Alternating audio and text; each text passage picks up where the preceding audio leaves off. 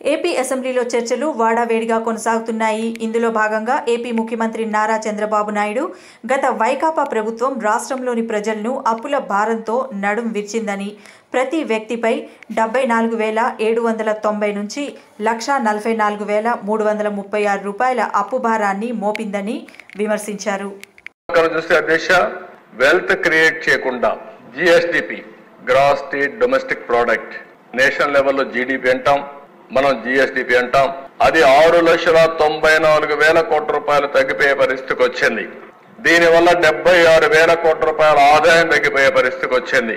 Inflation ప్రతి ఒక్క పేదవాడు సఫర్ అయ్యేది. తెలుగుదేశం పార్టీ హయాంలో 4.5% 5 సంవత్సరాల్లో ఉంటే 19-24లో 6.2% పెరిగింది.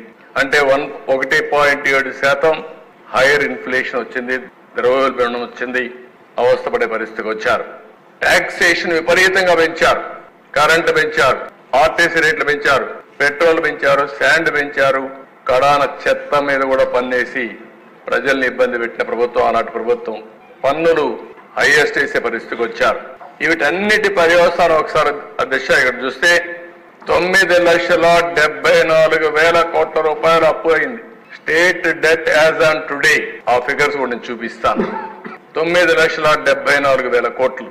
అది కూడా ఇంకా కొన్ని లెక్కలు రావాలి. తవ్వుతా ఉంటే తవ్విన కొద్ది శవాలు బయటపడుతున్నాయి.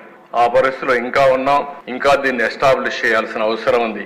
ఈ రోజు ఇక్కడ మీరు చూస్తే అధ్యక్ష, పర్ క్యాపిటా ఇన్ డెట్ అంటే తలసరి అప్పు ప్రతి ఒక్కరి తల మీద 74,790 రూపాయల నుంచి 1,44,336 రూపాయలు పెరిగింది. డబుల్ అయిపోయే పరిస్థితి వచ్చే డబుల్ పైన దగ్గర. ఇంకో పక్కన ఆదాయం 13.2% అంత మునుపుంటే అది 9.5% తగ్గింది. ఆదాయం తగ్గింది, అప్పు పెరిగింది. తలసరి ఆదాయం తగ్గింది, తలసరి అప్పు పెరిగింది. అంటే డీబీటీ ఏమైంది? ఎక్కడ కొట్టుకోబోయింది? ఎందుకు అప్పు చేశారు? పేదవాడికి ఉపయోగపడే కార్యక్రమాలు చేయలేదని చాలా స్పష్టంగా అర్థమవుతున్న దిశ. 74,000 నుంచి 1,40,000 అప్పు, 13.2% నుంచి 9.5% వరకు ఆదాయం తగ్గిపోయే పరిస్థితి వచ్చింది.